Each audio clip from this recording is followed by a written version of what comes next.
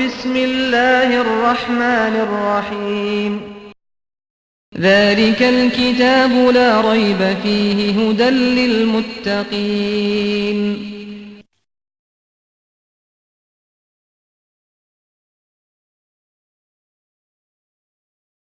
Bismillahir Rahmanir Rahim, in the name of Allah, most beneficent, most merciful.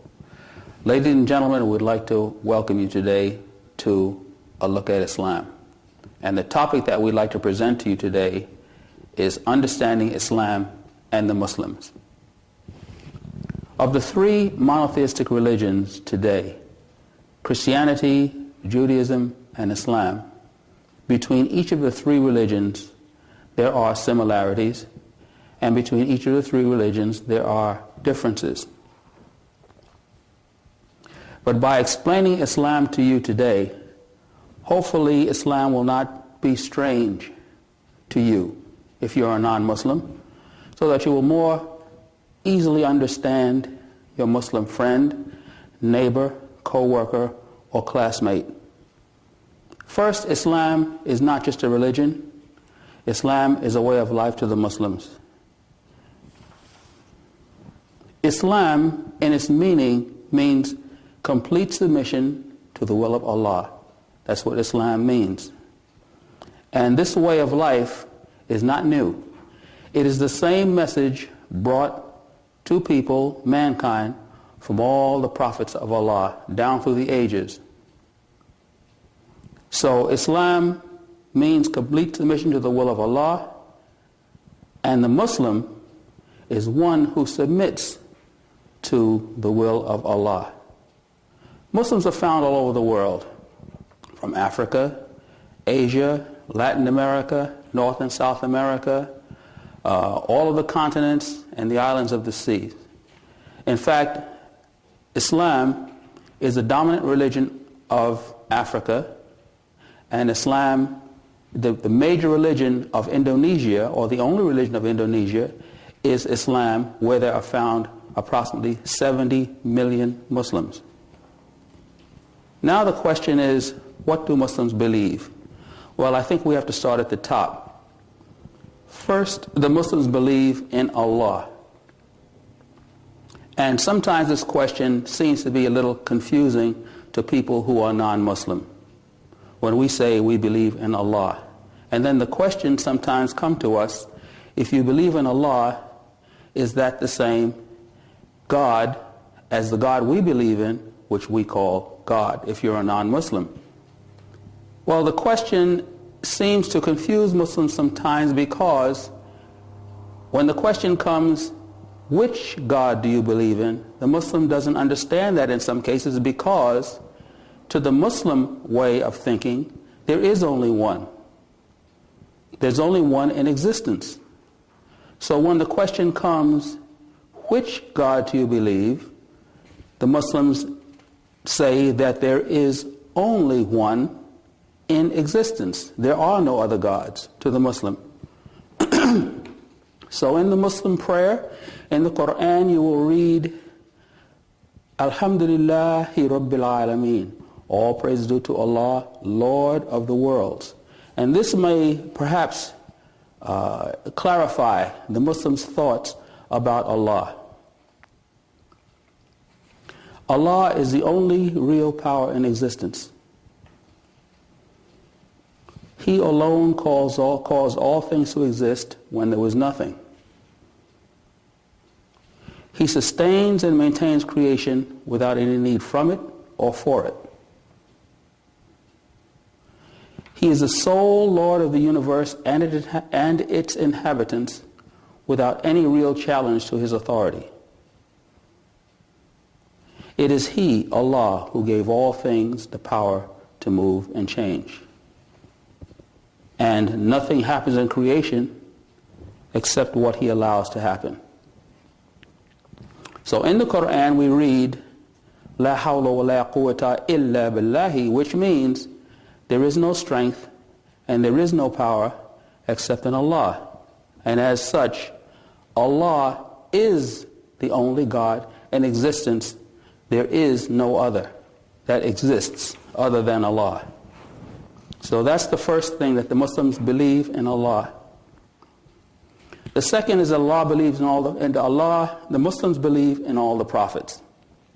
The prophets are messengers sent by Allah to mankind to keep mankind on the straight path, starting from the first prophet, Adam, through Noah, Abraham, Moses, Jesus, Muhammad, to name a few. Peace be upon them all. And no Muslim is a Muslim unless he believes in all of the prophets, in their righteousness and in the messages that they brought. And the messages that they brought were brought in the form of books in some cases. We believe in the Torah that was revealed to Prophet Moses. We believe in the Gospels that was brought to Prophet Jesus. And we believe in the Quran, the final revelation for mankind that was brought or revealed to Prophet Muhammad. All of these revelations came through the angel Jibreel from their Lord, from the angel Gabriel from their Lord. So we believe in all of these books. The Muslim also believes in the day of resurrection. The day of resurrection being the time when all mankind will be raised from the dead, back to be judged for our deeds here on earth. So we believe in the day of resurrection, and that day of resurrection is a time known only to Allah. And we also believe in the day of judgment, wherein we will be judged according to our deeds on earth. And may Allah grant us paradise for those of us, and may we all, in the final analysis, go on to paradise, and may Allah protect us from being on the other side, that those will not go to paradise but will go to hell. We also believe in preordainment. We believe that that which has been decided upon has been decided upon by Allah, and no, there is no surprise to the things that Allah has. Allah is not surprised by anything at all. Preordainment is also one of our beliefs. Prophet Muhammad. Who was Prophet Muhammad? Peace and blessings be upon him. Muhammad was born in the year 570 in Mecca, Arabia. His family was of the Quraysh tribe. His father died before he was born, and his mother died shortly afterwards, and he went to live with his family. Muhammad was known as the trustworthy. In other words, he was known as a man who was known to speak the truth. So he was also called upon to settle several disputes in the clans. But Muhammad was dissatisfied with the decadence of his society. So at the age of 40, Allah made Muhammad prophet by sending to him the angel Gabriel, the angel Jibreel. And that was the first revelation to Prophet Muhammad, and those revelations for the 23 years of his prophethood is known as the Quran, or the recitation. And during this prophethood, as he started, he had a small band of followers, and for the 13 years that he spent in Mecca with his followers, they came under severe persecution. And in this persecution, Allah ordered them to leave Mecca. And they emigrated north some 260 miles to another city, the city called Medina. And there they now had religious, social, and economic freedom. It's actually now the first Muslim state. And it's from this point that the Muslim calendar starts. And after 10 years in Medina, the Muslims came back to Mecca. The Prophet forgave all previous injustices. No one was harmed. And justice prevailed all over Arabia.